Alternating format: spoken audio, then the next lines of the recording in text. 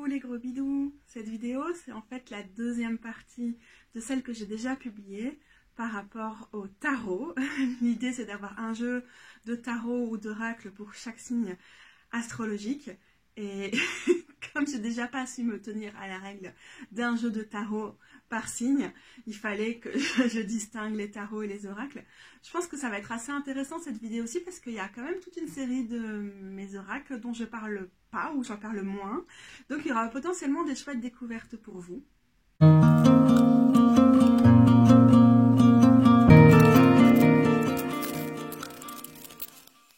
Pour les personnes qui n'ont pas regardé la première version de cette vidéo qui a été consacrée au tarot, petit préambule, petite explication sur le concept de ce tag. Il a été lancé par une personne qui s'appelle Steph, qui a une chaîne qui est à moitié en français, à moitié en anglais. Ce hashtag, lui, était plutôt en anglais, c'est pour ça que j'essaie de faire des vidéos à chaque fois en anglais aussi. Et moi, je l'ai découvert à travers la vidéo de Laura de Aquamarine 18. Elle avait fait une version très libre de ce tag en associant un tarot ou un oracle à chacun des signes du zodiaque, mais sans les réifier, quoi, sans être dans des gros clichés par rapport à juste les signes solaires, où toutes les personnes qui ont leur soleil dans sont comme ça. Du coup, je trouvais ça chouette. Je crois que si j'avais vu d'abord le tag initial, je ne l'aurais pas fait parce qu'il y avait un ou deux mots-clés qui étaient suggérés pour chacun des signes. Et pour moi, c'est pas assez créatif. Hein. Je comprends que ça plaise à certaines personnes et que ce soit ce qui convient, mais j'aime bien pouvoir jouer plus librement avec tout le concept, en fait, tout l'archétype d'un signe du zodiaque et essayer de faire rentrer des tarots dedans. Donc voilà, je me suis approprié, sans même m'en rendre compte, le tag à ma sauce. En fait, je me suis rendu compte peut-être dans la première version de la vidéo que j'ai aussi vu chaque signe comme la saison, c'est-à-dire quand le soleil est en bélier, c'est le début du printemps, je vais aller chercher des tarots qui vont aussi m'évoquer l'énergie spécifique de ce moment-là. Puis le rapport avec mes planètes dans chacun de ces signes-là. Et bah du coup, comme je travaille avec l'astrologie hellénistique, occidentale, traditionnelle, plutôt que l'astrologie moderne, je fonctionne aussi avec les signes entiers, donc c'est-à-dire qu'à partir de mon ascendant, où la maison 1 va correspondre au signe de mon ascendant qui est la Vierge, chacun des signes va correspondre à une maison en astrologie. Et du coup, parfois, quand je ne suis pas tellement inspirée par le signe, les concordances entre les tarots et les oracles sont plutôt « Ok, moi j'ai Sagittaire en maison 4, alors je ne peux pas m'empêcher de mettre tel jeu avec le Sagittaire, parce que ça m'évoque le Sagittaire, mais dans la façon très spécifique dont il se manifeste chez moi en maison 4 avec telle planète dedans, etc. Ça, j'essaie de vous l'expliquer. En tout cas, c'est ce que j'ai essayé de faire dans la première vidéo. Je suis pas très fan des mèmes d'astrologie, de l'astrologie pop, du fait de limiter des personnes à un signe solaire. J'ai juste pas cette conception-là de l'astrologie, donc c'est vraiment pas ce que je vais faire ici. Mais néanmoins, vraiment la raison pour laquelle je m'empare de ce tag, c'est que je pense qu'il n'est pas prise de tête, qu'il est rigolo, qu'il nous permet de nous amuser, de partager nos réflexions par rapport aux signes astrologiques, mais sans être dans un truc de « Ah, tel signe c'est d'office ça » ou parfois en se permettant un peu d'originalité par rapport à ces signes et tout ça. Donc voilà, c'est absolument pas un truc de je sors ma casquette d'enseignante sur l'astrologie ni rien. Bon, je suis vraiment une étudiante de toute façon de l'astro. Je crois que je vais tricher un peu parce que la dernière fois j'avais commencé par le bélier et du coup j'avais été très dans les détails avec plein d'exemples sur les premiers signes, puis mon niveau d'énergie commençant à diminuer. Au fur et à mesure, j'avais moins à dire pour les derniers signes et les derniers jeux, et du coup, je vais prendre les 6 derniers, entre guillemets, signes, ou même les 7 derniers, parce que je vais commencer non pas par la balance, mais par la Vierge, puisque c'est mon ascendant. Comme ça, j'ai ma petite roue de l'année en tête. Pour la Vierge, j'ai choisi le Dirt Gems. Alors la première chose qui m'est venue à l'esprit en relisant sur ma liste le fait que j'avais associé ça, c'est le terme qu'on a qui est dirt, qui est l'idée de saleté. Puis là on a gems pour joyaux, bijoux et pierres précieuses. Et j'ai bien aimé parce que en fait les gens n'ont pas du tout la vision de la saleté avec la Vierge. Je trouve pas que l'idée de la Vierge se résume à ce cliché de pop culture de quelqu'un qui est très maniaque, très organisé, très propre et tout ça. Du coup en fait j'ai ramené un peu de subversion dans les clichés sur la Vierge sans le vouloir parce que ça n'était pas du tout un choix de ma part.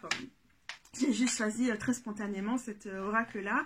Ça, c'est une autre chose, hein, c'est que j'ai écrit tous les signes et tous les jeux qui me venaient en tête assez rapidement. Alors, il y en a d'autres, il y a certains signes pour lesquels j'ai un peu plus dû réfléchir, tourner en rond pour essayer de... J'ai dû plus tourner le truc dans ma tête pour l'associer à un jeu ou quoi, mais là, à la base, pour une grande majorité des signes, ça a été, hop, très instinctif. Et donc, le Dergiens est un petit trésor. J'aurais dû vous prendre le livre parce que je pense que le livre est une des raisons pour lesquelles ce jeu me parle autant. Il a décidé de classer chacune des plantes qui sont représentées ici en fonction de leur correspondance plutôt élémentale.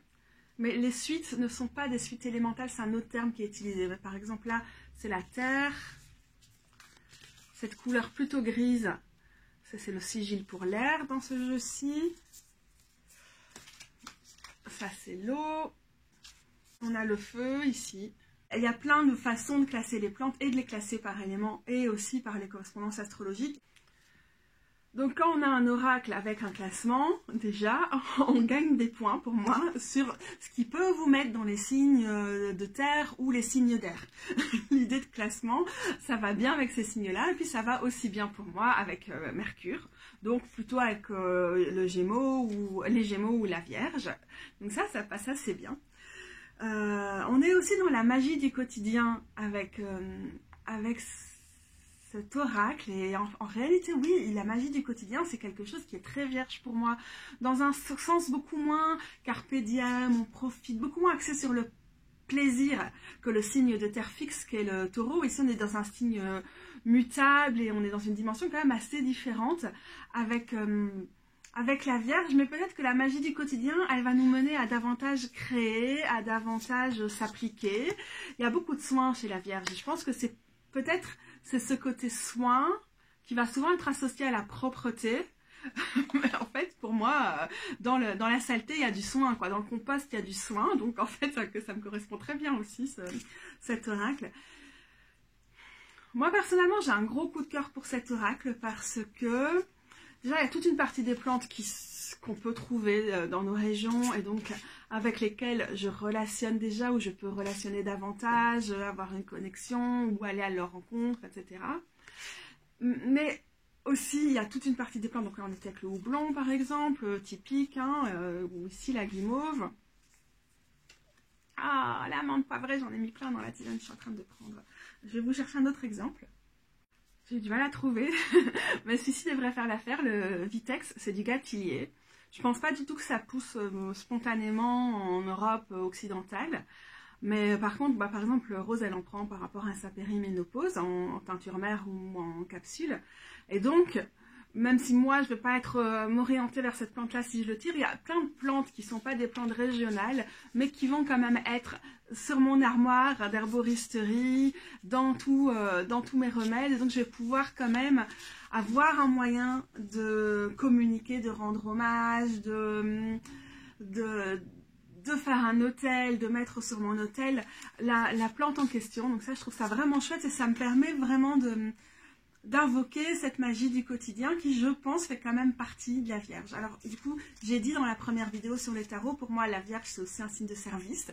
Cette attention aux détails et ce soin qui est porté aux petites choses n'est pas généralement quelque chose, n'est pas uniquement quelque chose qui profite à la Vierge ou à nos placements Vierge, disons, mais c'est quelque chose que ce signe a envie de mettre au service d'autrui. Et ce jeu a vraiment cette dimension assez forte de service. Par exemple, le livret est vraiment bien foutu. À chaque fois, on a une petite je l'ai laissé dans l'autre pièce et franchement, avec mes douleurs, je ne vais pas aller le chercher maintenant. À chaque fois, on a une petite phrase clé pour chacun des mots, chacune des plantes. Je regrette que ce ne soit pas sur les cartes parce que c'est vraiment très éclairant. Et puis, on a un mélange, non pas un mélange, par rapport à d'autres jeux que j'aime bien, qui sont vraiment sur les traditions plutôt folkloriques et tout de la plante. Ici, on est quand même plus sur des propriétés médicinales. Pas uniquement, on a peut-être moins de folklore, mais on a quand même des références à cette plante pousse à tel endroit. Et donc, on est un peu sur la théorie des signatures, hein, comme ce qui as above, so below. Et donc, parce elle pousse à tel endroit, elle va nous évoquer tel et tel élément et comment on applique ça sur ses vertus médicinales. Donc ça, on est plutôt sur un truc assez traditionnel aussi en herboristerie, populaire et quand même folklorique. Mais dans ce sens-là, dans le sens où ça mobilise la théorie des signatures, et moins dans le sens où on va avoir beaucoup d'anecdotes folkloriques avec. Alors les personnes qui sont vraiment calées en herboristerie ou qui sont herboristes et qui me regardent vont faire oui, non, c'est pas tout à fait ça ce que tu essaies d'expliquer Katou, mais n'hésitez pas du coup à me corriger si je dis des bêtises. C'est pas mon domaine non plus, pas du tout, j'ai aucune prétention dans ce domaine-là. J'essaie juste de vous parler de mon ressenti avec le jeu, et si ce faisant je dis des grosses bêtises, je voudrais que vous puissiez me le dire. Avec ces textes, même si la plante n'est pas près de moi, ou si je peux pas directement faire ce contact, d'une façon ou d'une autre avec elle, je vais quand même pouvoir appliquer à ma situation la sagesse de cette plante telle qu'elle est interprétée par les herboristes qui ont fait cet oracle. Et aussi peut-être par ricochet, par association plutôt, penser à d'autres plantes qui vont avoir des qualités proches, ou bien penser à des pierres ou d'autres choses qui peuvent me permettre cette connexion-là aussi. Donc, serviable dans ce sens-là aussi est cet oracle. Je vous montre juste ça parce que le fond de la boîte, c'est rigolo quoi. On a ces joyaux, ces pierres précieuses, semi-précieuses, et puis ces vers de terre. Et ce travail-là, ce travail de recomposition, de dispersion, qu'on arrive à la fin d'un élément et qu'il est prêt à se transformer en d'autres choses, à jouer aussi sur les paradoxes, ça me fait penser au côté mutable de la Vierge. D'une façon, peut-être, j'articule pas très très bien.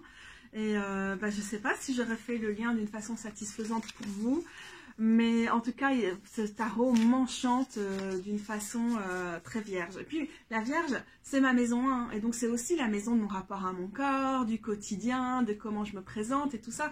Et donc, c'est logique que je vous choisisse un oracle qui peut très facilement se faire une place dans mon quotidien. Et au fait, gros cœur sur les représentations de personnes grosses sur cet oracle. Hein. Va falloir que j'en parle davantage dans une vidéo rien qu'à lui, mais gros coup de cœur. Pour la balance, j'ai choisi un oracle dont vous devez a priori déjà savoir que je l'adore. Mais vraiment, c'est un très gros coup de cœur pour moi.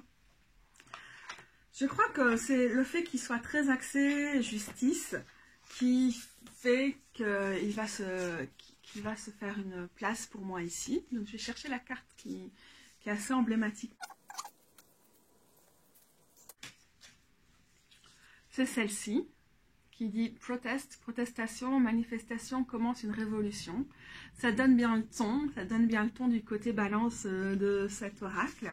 Mais c'est aussi, regardez-moi ça ici avec la lavande et entoure-toi d'amour. C'est aussi le bon copain-copine avec qui on se pose et qui va vraiment nous laisser de la place dans l'interaction, à qui on va pouvoir communiquer, venir raconter. Et comme j'avais choisi le Spacious Tarot, qui d'ailleurs a vraiment une palette de couleurs assez proche finalement pour les tarots, bah ici je trouve qu'il ramène ce côté-là aussi de nous redonner de la gentilité. Et c'est ce sens de la justice aussi. Ouais, le sens de la justice, de nous donner les clés pour nous émanciper, de les communiquer. Et alors, c'est fait d'une façon, donc c'est un jeu qui est assez typiquement plutôt pour des adolescentes. Et donc, la façon qu'il a de s'exprimer, c'est beaucoup dans la beauté, avec ses couleurs pastel, cet univers assez merveilleux, fantastique, inspiré des contes de fées. Et ça nous rappelle que la balance, ça n'est pas n'importe quel signe, c'est un signe qui est gouverné par Vénus, qui est notamment la planète de la beauté, de l'amour, des relations, de l'harmonie dans les relations aussi. Donc, je maintiens mon choix, il est très Vénus. Le Scorpion, mais cette bonne question, quoi. Quel est l'oracle Scorpion pour moi? L'oracle de la déesse sombre d'Iriadel et de Gulliver l'aventurière, bien sûr. Bah, déjà, il s'appelle l'oracle de la déesse sombre, ce qui est un peu le synonyme de Scorpion pour moi. Hein. On est dans le sombre, on est dans les profondeurs, dans le trouble. Il est très intense, il est très troublant et très direct aussi dans ses textes, très avec le style de rédaction d'Iria, très paf, dans ta gueule, mais encore une fois, comme l'oracle précédent, en mode empouvoirant, en mode émancipateur. Est-ce que j'ai vraiment envie de voir la tête d'un violeur dans mon jeu? Paf, j'ai eu envie de la brûler cette carte. Marilyn Manson, donc. Juste, je ne blâme pas les créatrices. Les accusations de viol contre Marilyn Manson n'ont été répercutées qu'après l'apparition de l'oracle. Mais quand même, moi, je peux pas avoir ça à gueule dans mon oracle. Je sais pas comment dire que c'est vraiment juste, mais tellement une évidence, l'oracle de la décision pour le Scorpion. Moi, mon Scorpion est en maison 3 chez moi. Et la maison 3, en astrologie occidentale traditionnelle, c'est le temple de la déesse. C'est la maison de la déesse. Et du coup, bah, c'est encore plus rigolo quoi, que cet oracle soit celui que j'associe au Scorpion.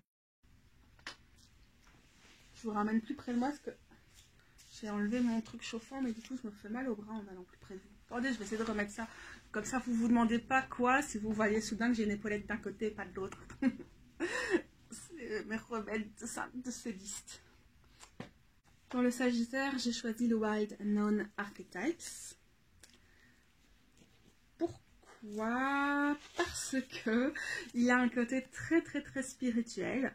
La personne qui l'a créé, elle est plutôt très jungienne dans ce qu'elle a fait. Elle a vraiment compris les archétypes dans le sens très jungien, comme une façon de se connecter et à soi-même, mais aussi au cosmique, au tout, à l'inconscient collectif également. Et du coup, bah, on a ces aspirations que peut avoir le Sagittaire en tant que signe gouverné par Jupiter, d'être dans l'extrêmement philosophique ou l'extrêmement mystique, quitte à parfois être un peu autoritaire au niveau de tout ça. D'ailleurs, Kim Krans ne se cache pas du fait que ce tarot est un tarot New Age, c'est comme ça qu'elle travaille, c'est sous cet angle-là. Pour moi, le New Age, c'est quand même quelque chose qui est très, parfois détaché des réalités, et aussi dans ce truc d'avoir une curiosité philosophique et spirituelle qui va beaucoup nous mener à l'appropriation culturelle. Ça peut être aussi quelque chose, dans ce désir de s'ouvrir tous les horizons que peut avoir le Sagittaire, parfois un manque de sensibilité à ces petits détails qui ont leur importance, parce que contrairement au signe qui est à l'opposé, qui est le Gémeaux, qui a un esprit très analytique, le Sagittaire va être beaucoup plus dans la synthèse. Et parfois, ça nous fait passer à côté d'éléments importants, et c'est aussi du coup un des défauts de cet oracle, que ceci dit, j'aime beaucoup. Hein, le Sagittaire me permet de passer au-dessus de ses défauts dans ma pratique. Il est d'une force mystique. Je trouve que les intentions de la créatrice d'en faire quelque chose de très cosmique, qui nous relie à une forme d'universel et tout ça, ça fonctionne. Même si, je dois le dire, et je le dirai toujours, il y a une certaine binarité dans son travail qui me plaît moins bien, mais aussi une tendance à l'appropriation culturelle, à mettre toutes les cultures sur le même pied comme si elles étaient toutes la sienne. Notamment, elle utilise pas mal de choses de la culture hindoue, dans son livret, surtout. Ça se voit peut-être pas quand on regarde juste les photos, les images comme ça, mais dans le livret, c'est très palpable. Parfois, pour moi, c'est malaisant. Mais ce malaise, ça fait aussi partie de l'ambiguïté d'un signe. Et comme je l'ai dit, ça ne m'empêche pas d'être une très grande fan de cet oracle.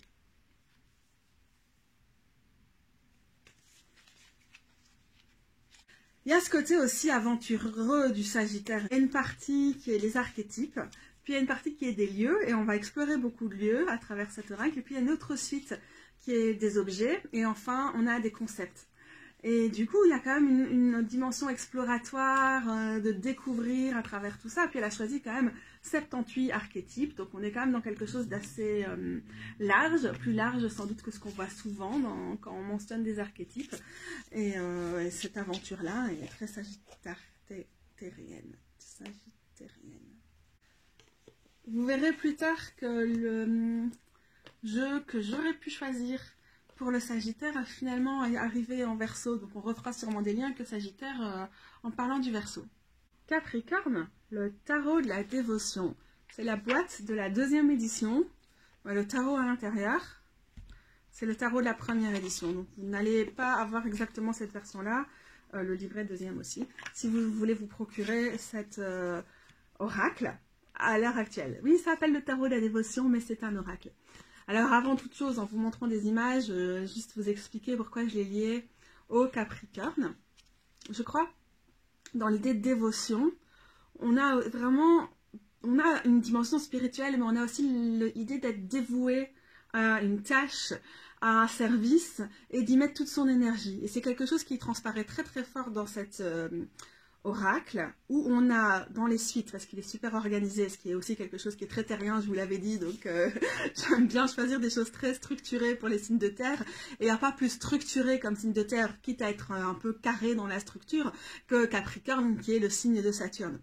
Alors, on a ici cette série qui correspond au chevalier-chevaleresse, je crois. Non, les sorcières. Non, les chevaliers-chevaleresses, ok. On a ici, ça c'est les arcanes majeurs, mais on regardera après. Avec les bâtons, on est dans les sorciers-sorcières. Et puis on a les pèlerins, avec celui-ci. Et chacune de ces 3 séries dans les mineurs, chacune de ces 3 suites, elle va manifester différemment cet entêtement, ce service, cette dévotion. Si je ne me trompe pas, mais je n'ai pas utilisé cet oracle récemment, n'hésitez pas à regarder dans les liens en dessous, parce que je vais vous mettre toutes les reviews que j'ai déjà faites pour chacun des jeux dont je parle. J'ai vraiment fait une très longue vidéo sur cet oracle-ci. Donc, normalement, c'est ceux qui sont le plus attentifs au service de la communauté, à la défense de la communauté, de la cité, du village, des fortifications. Et elles sont vraiment en train de donner toute leur énergie pour défendre la cité et la protéger et veiller au bon déroulement de ses activités. Les sorcières, sorciers, elles sont entièrement dévouées à la magie, à la transformation, à la manipulation des éléments. Ils ont aussi un côté très terrienne. Et enfin, la suite que j'estimerais sans doute être la plus dévouée, c'est celle des pèlerins. Et les pèlerins, ce qu'elles font, c'est d'être dans le travail plutôt spirituel. Vous voyez le mot-clé ici, c'est érudition. Sur l'autre, on avait je ne sais plus. Et donc, on a plutôt des gens qui ont l'air d'être dans un monastère ou quelque chose comme ça chez les pèlerins, et qui mènent des tâches au long cours. Donc, la notion d'être très très appliqué dans cette tâche, très très dévoué dans ces tâches, revient tout au long de cet oracle. Alors après, on a aussi, en dehors de ces 3 suites, des figures qui sont plutôt des déités qui seraient au centre de cet édifice. Donc là, on avait des fresques avec ces personnages ici. Maintenant, on a plutôt des vitraux avec des figures plutôt mythologiques, ou des déités ou des esprits qui vont nous accompagner. Peut-être que du coup, on a moins cette notion de dévotion qu'on pourrait avoir dans les autres. On a aussi la notion d'intemporalité, d'avoir des principes, des esprits qui sont là depuis longtemps et qui semblent être là pour toujours, et qui sont comme des points fixes, qui viennent soutenir tout le travail des humains, humaines qu'on voit ailleurs dans l'oracle. Et alors, on a aussi une carte de la clé de voûte, c'était la première que j'ai sortie. Je ne sais pas si je vais la retrouver facilement ici, du coup. Et c'est certainement pas le signe qu'on associe le plus traditionnellement à la dévotion, le Capricorne, parce qu'on va le voir comme un signe extrêmement terre à terre. Mais en même temps, vous voyez le travail dévotionnel qui est réalisé par les personnages dans cet oracle, dans ce oracle tarot, et en réalité un travail très très terre à terre, et ça nous montre bien les visages que peuvent prendre la dévotion. C'est pas juste d'être complètement en train de planer avec des gros trucs spirituels et de pas travailler dans la matière, et ça nous ramène ce côté terre à terre du Capricorne. Et aussi parce que Saturne est le maître, la maîtresse du temps, et qu'on est sur du temps long, parfois des retards, etc. Bah, on se rappelle qu'un des aspects de cet oracle, c'est de faire des clins d'œil, ou de s'inspirer même très largement de la culture médiévale, en Europe occidentale, des cathédrales, des travaux des cathédrales, hein, donc avec les fresques, avec la clé de voûte, avec les vitraux. Donc on a déjà ce clin d'œil historique que je vois bien avec le Capricorne, mais aussi je crois qu'il y a un clin d'œil à la construction des cathédrales, au temps que ça peut prendre, et donc à ce temps de la dévotion à travers des activités qui peuvent aussi être très manuelles, je trouve. Ah ben voilà la clé de voûte. On a fini du coup avec le Capricorne, ok? J'ai mon petit nez tout rouge, c'est mon set qui fait ça. Du coup, mes tisanes, plus mes patchs et mes bouillottes dans le dos et tout ça, je crois que c'est ça qui provoque ça, comme je suis très sensible au changement de température.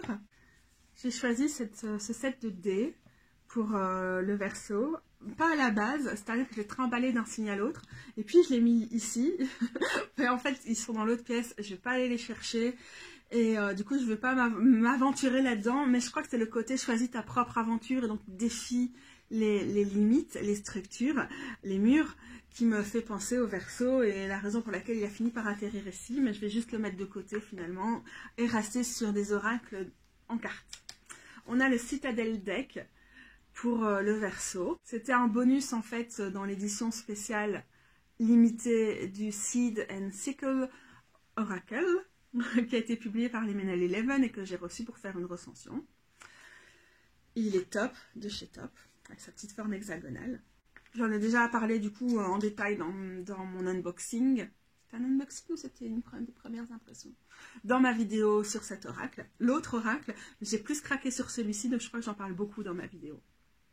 J'aime bien la structure dans les oracles, donc encore une fois, on a un oracle avec une certaine structure, c'est-à-dire qu'il y a 3 suites dedans, qui sont à chaque fois symbolisées par les petits symboles que vous voyez ici en dessous.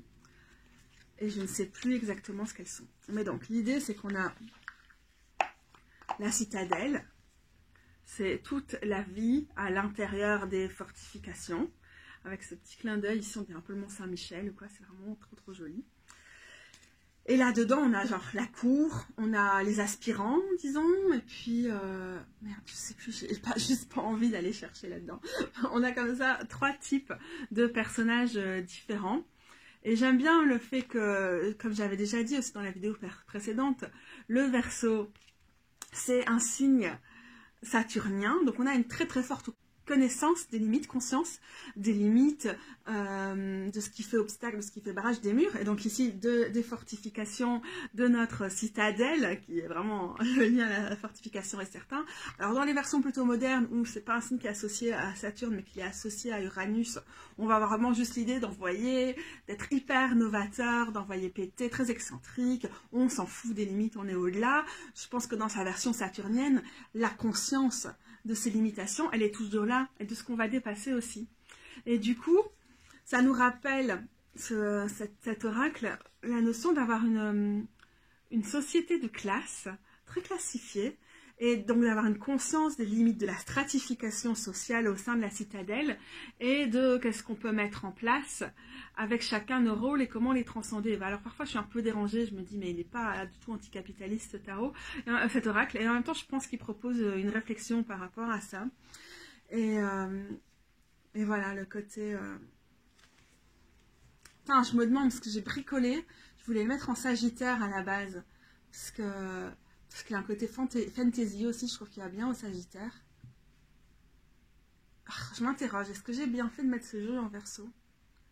Ou est-ce que je me suis juste dit fortification, je vais réussir à faire rentrer ça dans le truc et qu'en fait ça rentre pas?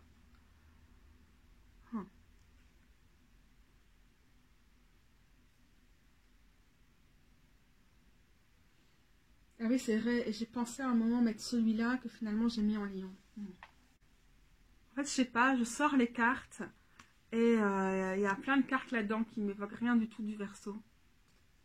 Et donc je suis pas sûre. Mais il y a toute une série des cartes qui véhiculent beaucoup d'idéaux, de visions, qui peut-être vont très bien au Verseau, puis ce petit côté très intello dans ses références, dans sa construction et tout, mais je crois que c'est inutile pour moi d'essayer de le faire rentrer plus que ça dans le Verseau, parce que je suis pas sûre que c'est un bon choix de ma part. Je crois que j'ai trop hésité en fait pour le Verseau. Peut-être que j'ai juste pas assez d'oracles dans ma collection pour avoir un oracle que je vais associer au Verseau, alors que pour les tarots, j'étais sûre des 2 tarots que j'ai choisis pour ce signe-là, c'était une évidence. Mais en fait, dans les oracles, peut-être que ça me manque dans ma collection. Je me garde un joker et la possibilité de revenir en fin de vidéo avec un oracle qui va mieux correspondre à cette catégorie. Je n'exclus pas d'avoir une révélation. Je suis déjà en train de partir avec l'énergie du poisson, moi je vous jure. Le vaisseau que j'ai choisi pour les poissons, c'est un de mes tout premiers oracles. J'aimais vraiment bien à l'époque le fait d'avoir des oracles avec juste un petit mot-clé, des illustrations assez simples. Depuis là, je pense que j'ai étendu mes goûts en termes d'oracles. Mais il est pour moi très poisson parce que il fait aussi très attention au repos, il est très songeur, très rêveur. Il n'a pas un côté onirique trop planant, encore une fois, un truc dans lequel je ne me retrouverai pas, mais tout de même. Et puis il est très doux. Il est délicieusement spirituel sans trop l'être. Peut-être que le poisson l'est parfois un peu trop. Mais en fait, je trouve un côté aquatique à cet oracle. Peut-être, maintenant que je le revois, je me dis, j'aurais pu l'associer au poisson, au cancer, en fait. Parce qu'il a un côté aussi... c'est comme un récipient. Il a un côté réconfortant. Une capacité de mettre l'eau dans un bocal et de nous la transmettre pour qu'on puisse se plonger dedans sans être complètement dépassé par des eaux très très larges qui me font plus penser à l'eau des poissons peut-être. Peut-être que c'est pas le meilleur choix, mais en fait je suis pas mécontente de ne pas avoir réfléchi plus que ça, parce que dans mon processus de réflexion, vous pouvez aussi gagner en réflexion sur les signes, enfin par rapport à mon propre point de vue. Ce côté très émotionnel, et parfois un peu ouin-ouin, se laisser déborder par ses émotions, ça me fait penser quand même au poisson, et puis il a un côté très poétique, je trouve. Qui est très très poisson. Le fait qu'il n'a pas de structure non plus. Je sais pas, il y a des cartes qui sont très fortes. Hein. Et d'autres où je me dis, ouais, c'est moins fiable que des tarots, des oracles. Hein. Vous voyez, je doute beaucoup plus de mes choix. Non, en fait, je doutais de mes choix aussi avec les tarots. Vous vous souvenez, la dernière partie de ma vidéo. Je doute, c'est pas si simple. Parce que les jeux sont complexes, ils nous amènent déjà beaucoup de choses différentes, chacun de ces oracles. Et puis, les signes sont complexes et véhiculent, font référence à plein de choses différentes. Et donc, c'est pas évident. Je vais mettre un petit post-it mental sur Verseau et Poisson pour voir si je peux pas à un moment procéder à un échange ou aller chercher autre chose dans ma collection qui correspondrait mieux. Je peux pas rester sur un truc complètement insatisfaisant quand même, si. Non, donc vous m'en faudrez. Oh, je pense déjà à un truc, je vais le chercher. Finalement, je me lève. Non, mais parce que le vase, le récipient, c'est ça aussi le vaisselle. Et du coup, je trouve que ça correspond quand même mieux au cancer. Je vais revenir sur ma décision. Du coup, je suis allée chercher le Goddess Oracle. Parce que du coup, là, on est dans un truc de mysticisme qui est vraiment totalement approprié pour les poissons.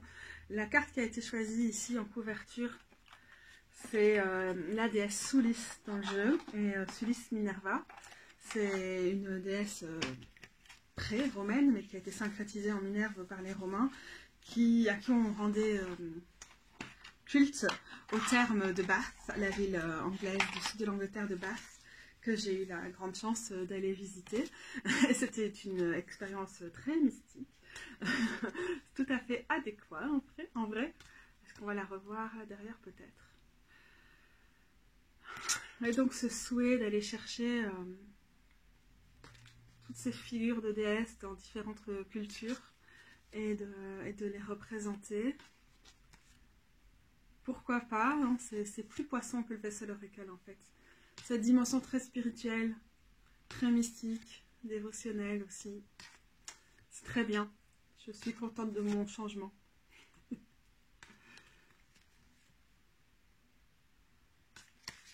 Les images sont aussi un peu...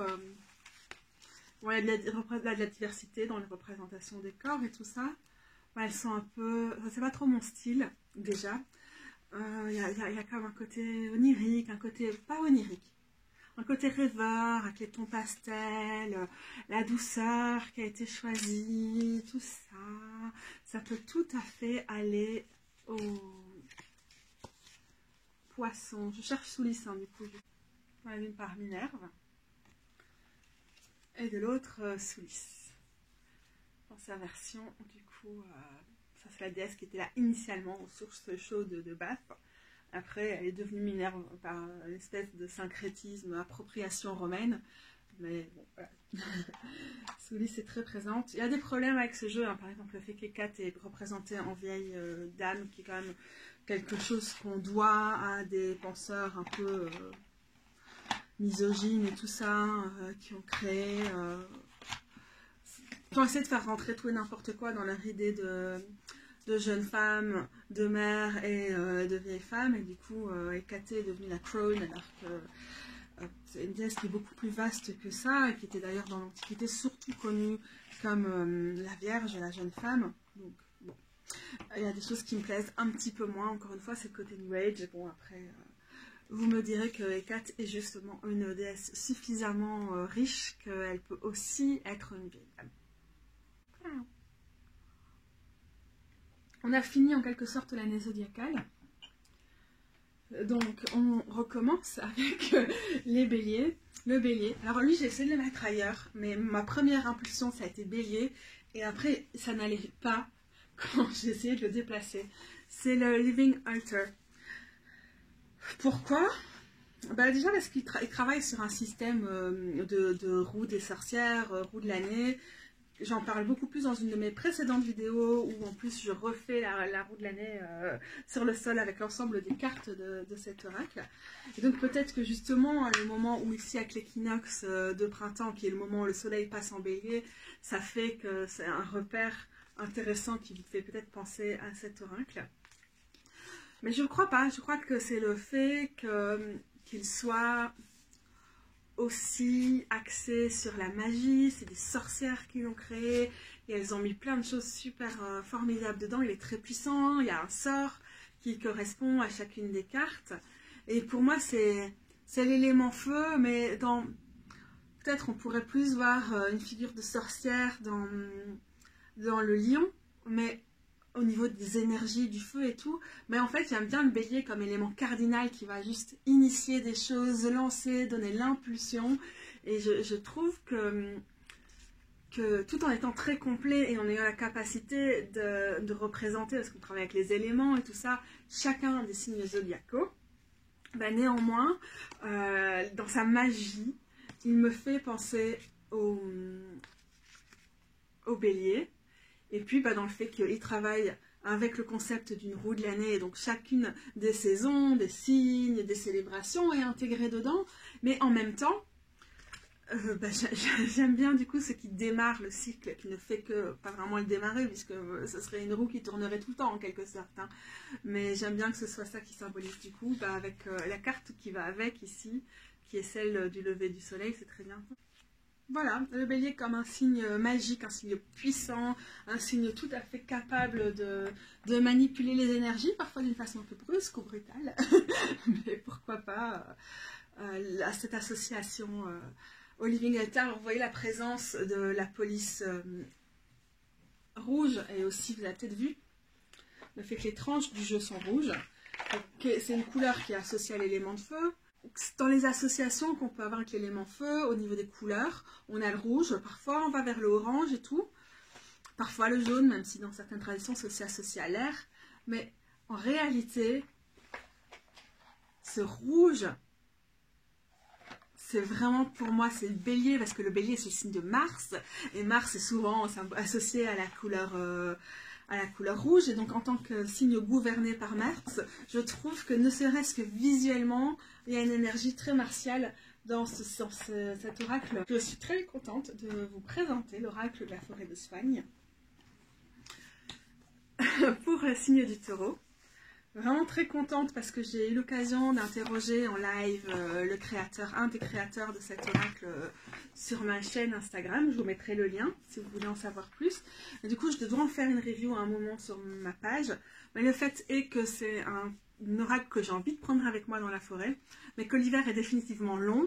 C'est pas facile de s'asseoir, de pouvoir prendre le temps de manipuler les tarots et les oracles et tout ça. Et il y a quand même un livre qui va avec qui est sacrément gros. Et donc j'attends le retour des beaux jours pour en faire une review. Ce sera seulement cet été.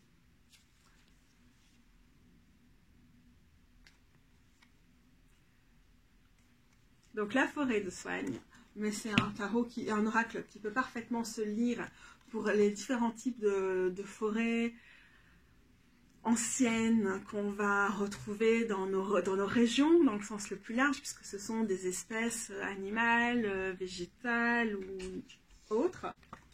Puisque les différentes espèces qui sont représentées ici ne se retrouvent pas exclusivement dans la forêt de soigne. Mais c'est une forêt qui était beaucoup plus grande à l'époque, hein, on a beaucoup défriché dans nos régions, mais qui entoure encore Bruxelles et qui s'étend sur 3 régions.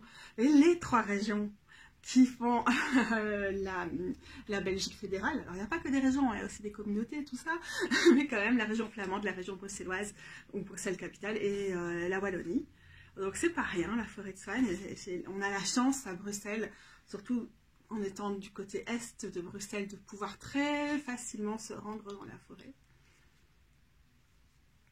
Mais vous allez me dire, mais Katou, parle-nous du mien avec le taureau. Déjà que je pense que c'est mon refuge, c'est un endroit où je me sens bien, enfin pas partout, parce qu'il y a des énergies assez fluctuantes dans la forêt de soigne, je trouve. Et du coup, le truc du taureau, d'essayer de se sentir bien dans son corps, bien avec ce qui nous entoure, et tout ça, je le trouve présent dans la forêt de soigne. Par exemple, il y a des partis pris qui ont été pris avec cet oracle, que moi je ne vais pas forcément être d'accord, mais il y a les espèces invasives qui ne sont pas reprises dedans. Donc par exemple, les écureuils de Corée qui sont bien plus nombreux que les écureuils roux dans la forêt de soigne ne sont pas là, mais l'écureuil roux y est. Et je trouve qu'avec les problématiques, et pareil pour les espèces végétales, mais je trouve qu'avec les problématiques actuelles de réchauffement climatique et de la contribution des humains, c'est quand même nous qui avons ramené ces espèces invasives, comme si ça sortait nulle part, qu'elles nous envahissaient, on est dans un film d'horreur, Alien est là, non, c'est nous en fait le problème. Et du coup, je trouve ça fait partie des choses que je trouve peut-être un peu bisounours dans cet oracle, que j'aime beaucoup, hein, ceci dit. Je ne vous montrerai pas les choses que je déteste quand même, voyons. Le fait que les illustrations sont assez enfantines, je trouve que ça va assez bien au taureau aussi, qui a un esprit enfantin. Ça, c'est un côté taureau pour moi, et aussi une amie herboriste me faisait constater, et aussi adepte, qui connaît très bien la forêt de soigne, qui a organisé notamment des ateliers là-bas et tout ça, disait oui mais il y a telle espèce qui n'est quand même pas représentée d'une façon très réaliste. Et j'ai trouvé que c'était dommage, regardez le hou par exemple, mais qu'en même temps ça nous rendait ce côté très enfantin. Comment on se représente quelque chose, comment on communique avec lui, et comment nous on va le représenter, plutôt qu'une rigueur scientifique qui vont être plus propices à la Vierge ou au Capricorne comme signe de terre. La forêt de soigne, elle fait partie de mes balades, de où je passe du temps, de où j'aime passer du temps, de où j'apprends beaucoup. Et pour quelqu'un qui a sa lune et son mercure en taureau, et tout ça en maison neuve, alors la maison neuve c'est notamment la maison du voyage, je suis vraiment pas une grande voyageuse, donc pour moi, on va plutôt avoir ce genre de trucs, pour moi c'est des explorations, quoi, aller en forêt de soigne. Ma lune en taureau a débarqué en mode installe-toi d'une façon un peu plus confortable qu'Atou, tu vas de nouveau avoir une crise de douleur. Donc je vais surtout essayer d'aller plus vite. The White Fox Oracle, je vais aussi le choisir en taureau parce que, encore une fois, il est très choupipi, il a ce côté doudou, ce côté réconfortant. Si vous vous souvenez, dans ma vidéo, j'avais notamment parlé de mon deuxième choix qui était le Kawaii Tarot pour pour le taureau. J'avais aussi parlé de mon troisième choix qui était le Gentle Tarot, qui est extrêmement doux pour le taureau, et donc je pense que c'est à peu près la même qualité que nous rapporte le White Fox. C'est un compagnon du quotidien, mais il est doux. On a le côté gourmand ici aussi avec certaines cartes. On a ici par exemple le monde minéral qui est représenté. Et cette palette de couleurs, c'est très vénusien pour moi, du coup c'est très taureau. Et on a aussi un vert un peu virant vers le vert canard slash bleu turquoise ici, qui va, voilà, avec les animaux, les jeux, le côté ludique, mais dans son quotidien, au jour le jour, l'équilibre qui est parfois précaire, le côté porte des lunettes roses, le taureau peut très bien faire ça, et bouquiner toute la journée aussi. Plutôt qu'aller voir des gens. Et voilà, s'occuper de ces petites plantes, faire du self-care et s'auto-faire des gros câlins. Non mais vous voyez ou pas cette vibe taureau dans ce petit oracle. Regardez, se prendre plein de tisanes et... Regardez-moi ça, c'est celle, elle a sa lune, son soleil, son ascendant et toutes ces planètes en taureau. Vous ne saviez pas encore? Ah, cette licorne citron en fait. Regardez cette carte cosy, je voulais la trouver aussi. Voilà, ben je ne peux pas le dire autrement, il m'évoque trop l'énergie du taureau. Mon choix numéro 1 pour le Gémeaux, c'est le Literary Witches. Parce que on a ce côté intello, littéraire, collectionner les bouquins aussi, les références, qui est fort adéquat pour le Gémeaux, les Gémeaux. Voilà. Je vais commencer par sa peau. Donc, j'ai déjà fait une recension de cet oracle, petite recension. On a des personnages d'autrices.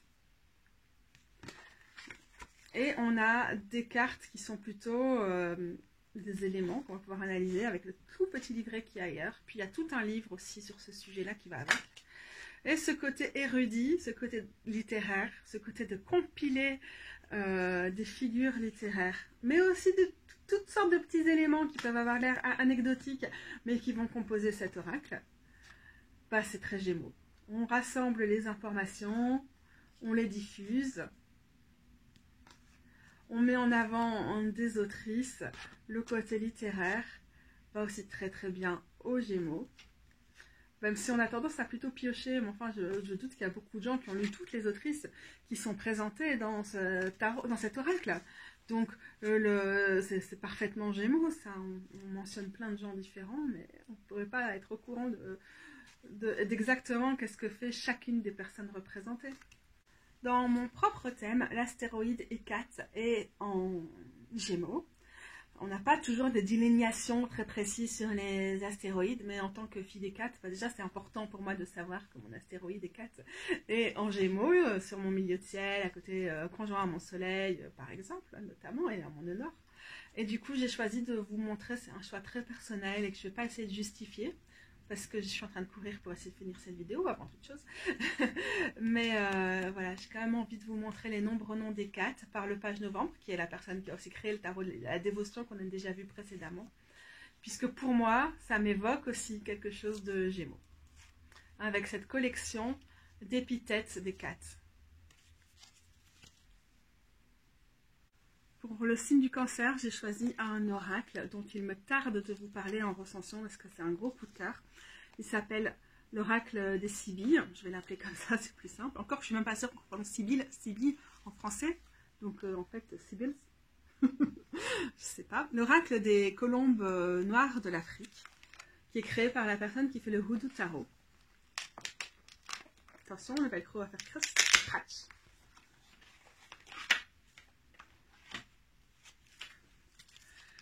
Et donc les Sibylles, c'est quand même, ce sont quand même des prophétesses qui ont beaucoup voyagé, qui ont été intégrées, c'est le point de vue de cet oracle qui donc est très brillant, donc qui va très mal prendre à la vidéo, qui a été intégré dans la culture grecque et romaine, dans cette culture impériale au moment où ces empires incluaient une bonne partie par les conquêtes du pourtour méditerranéen. Mais le principe de cet oracle, c'est que ces Sibylles seraient originaires d'Afrique du Nord. Il y a aussi un panafricanisme qui est derrière, dans le sens où parfois on a tendance à dissocier le Levant, la région du Levant et l'Afrique du Nord de l'Afrique. Et là, il y a une volonté de les inclure dans l'Afrique et de mettre en avant la culture africaine et de ne pas tout blanchiser, occidentaliser quand on relit l'histoire.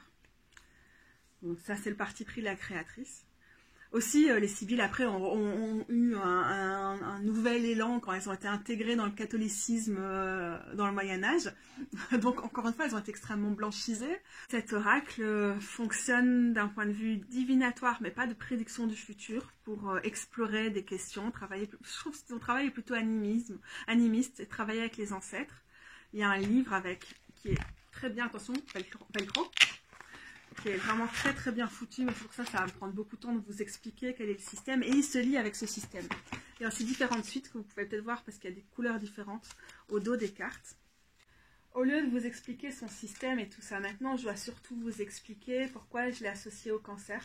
Pour moi ça a été une évidence, je pense, avec l'idée des prophétesses, de ces figures de femmes qu'on venait consulter pour avoir des indications sur nos vies et sur notre futur et sur le futur de façon très large. J'ai du mal à expliquer, je pense que pour moi c'est un peu comme le fait, j'avais parlé, non je n'ai pas parlé de ça, si j'avais un peu parlé des ancêtres quand j'ai parlé de mon tarot pour le cancer, je pense que c'est un peu la même chose qui se joue ici. Il y a quelque chose dans la consultation de cet oracle qui nous donne accès à une sagesse assez ancestrale, si vous avez des pratiques comme moi, qui vous permet de contacter vos ancêtres pour bénéficier de leurs conseils. Donc c'est vraiment pas un oracle qu'on va utiliser tous les 2 jours, quoi. C'est un oracle à utiliser avec beaucoup de respect, tout ça. Et pour moi, souvent, mon travail ancestral avec les femmes de ma famille, parmi mes ancêtres, je vais l'associer au cancer. C'est très spécial, hein. C'est vraiment ma propre idée. Je trouve qu'il y a quelque chose... L'eau est très présente, ne serait-ce que dans les couleurs qui ont été choisies pour les fresques. Ici, vous voyez avec l'unité, les couleurs sont très aquatiques. On a encore une fois ce récipient que j'aime bien associer à l'idée de cancer. Et le conseil qui nous est offert, l'oreille attentive, l'épaule sur lequel pleurer, mais en même temps, cet oracle va être en mode « ouais, c'est bien, mais tapis-toi pas sur ton sort.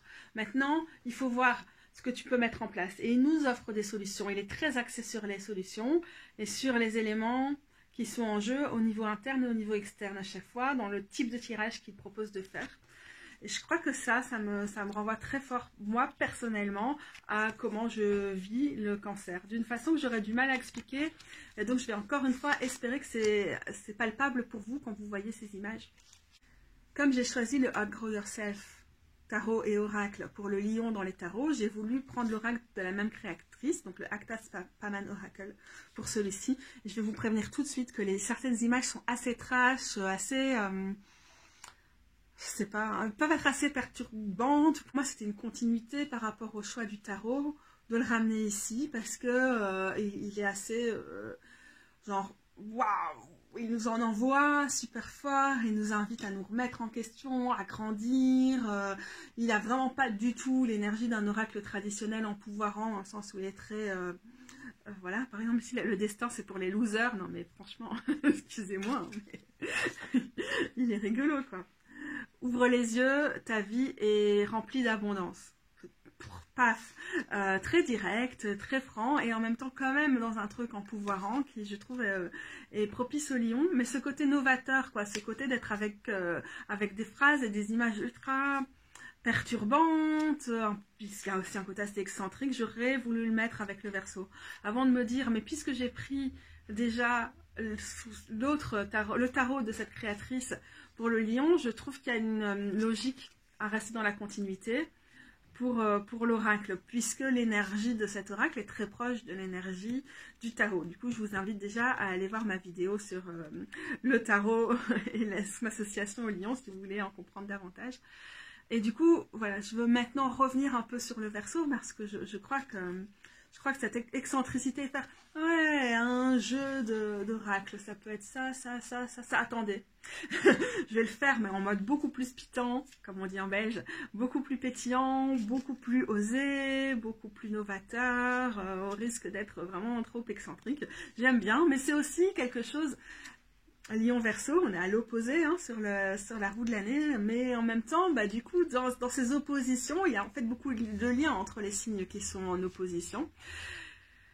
Et du coup, le lion a aussi cette affirmation de soi, ce côté, en même temps, il tape dans l'œil en fait, hein, ce tarot il passe pas inaperçu, le Verseau peut peut-être passer un peu plus inaperçu. Mais lui non, il a l'énergie de lion de waouh, je t'en envoie, regarde ce que tu fais avec ça. Fais attention à la monotonie, c'est la mère de tous les péchés mortels. Les vices.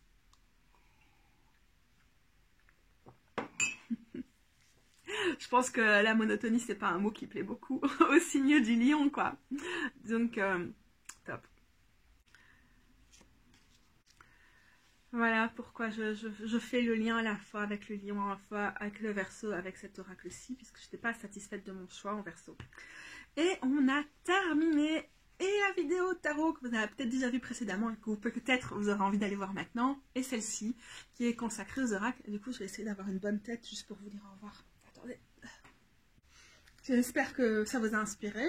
J'ai l'impression d'avoir une collection d'oracles assez originale, avec pas forcément les oracles qu'on voit le plus, pas ceux qui sont le plus mass market et tout. Et donc, j'avais aussi hâte de vous montrer ma collection d'oracles, ce que je ne fais pas si souvent. Par exemple, celui-ci, quoi, qui est un truc en publication locale et tout ça, l'oracle de la forêt de soigne.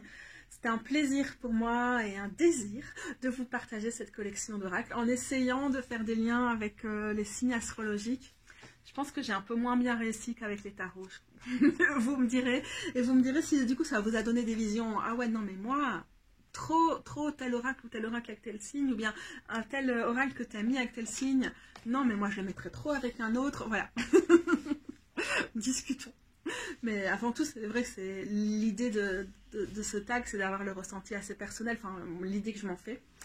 Bref. Je suis fatiguée. Je peux encore parler pendant des heures, mais je vais pas le faire. Bisous les gros bidous. Wow, wow, wow.